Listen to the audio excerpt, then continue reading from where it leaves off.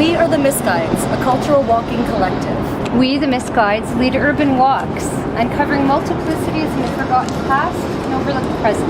We use walking as a way of knowing, of inhabiting, and laying bare the narratives of the city. Along our way, we, the Misguides, document rapid changes and truncated histories. Speculating on imagined spaces and lost futures. A historical tour. A fictional performance. A virtual navigation to misguides.com. 10 months ago, when we began planning this walk, we chose the SkyTrain construction site on this spot as our first stop. At the time, it was a hole in the ground, but soon it will hardly seem an obvious choice for a discussion of ruins.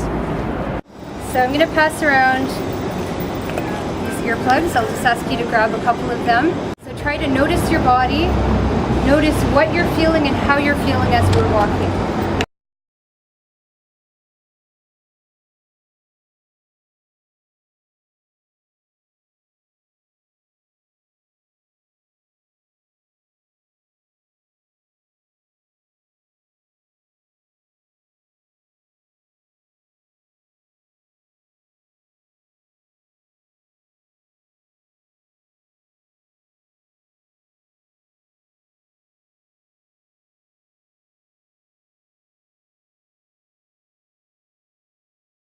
So there are about 700 of us here.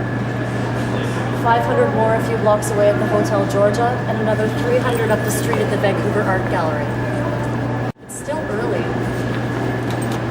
The workers haven't even arrived at the tills yet. But it's almost time. 0 hour.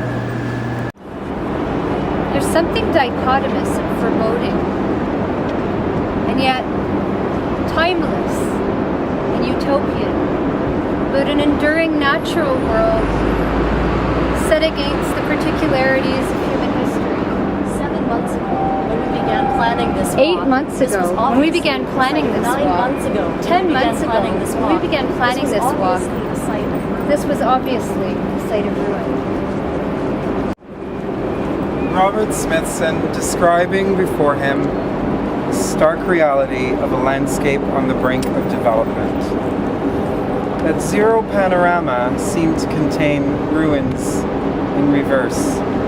That is, all the new construction that would eventually be built.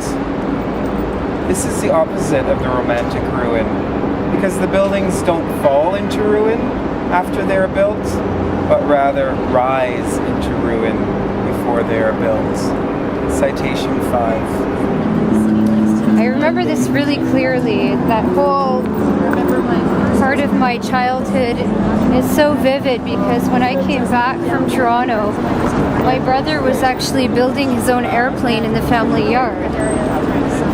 He actually flew it before he also went out east for school.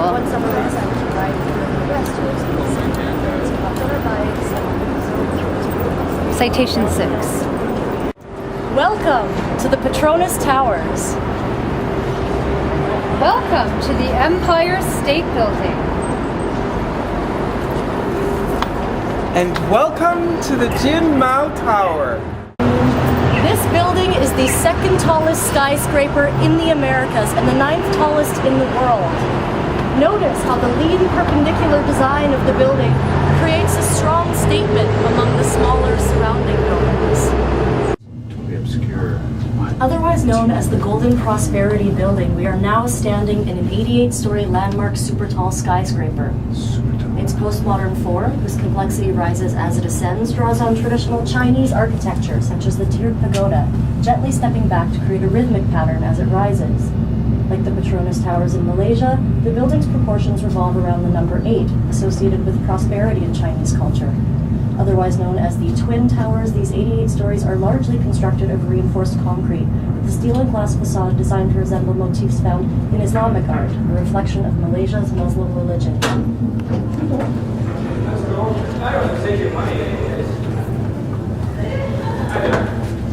Welcome to the lookout at Harbor Center. Enjoy a unique bird's eye view of the most beautiful city in the world. Shangri-La. James Hilton. In the book, Shangri-La is a mythical, harmonious valley Today, Shangri-La has become synonymous with any earthly paradise, but particularly a mystical Himalayan utopia, a permanently happy land, isolated from the outside world. There's something dichotomous and foreboding, and yet timeless and utopian, about an enduring natural world set against the particularities of human history. So we're talking about ruins. Lots of people go to Europe to look at old architecture that's falling apart, but we think that there are lots of ruins here too. What do you think? Harbison points out that ordinary litter is formally similar, but does not cause the same pleasure as the more hygienic rubbish of the classical sites. Citation 13. So there's a hierarchy in our assessment of ruin. Now that we're returning to our fragmented view of the city, you will probably notice many more lowly forms of ruin that speak to our current social fabric. Like high and low forms of art, there exist high and low forms of ruin. Graffiti is an ancient technique of wall decor with examples dating back to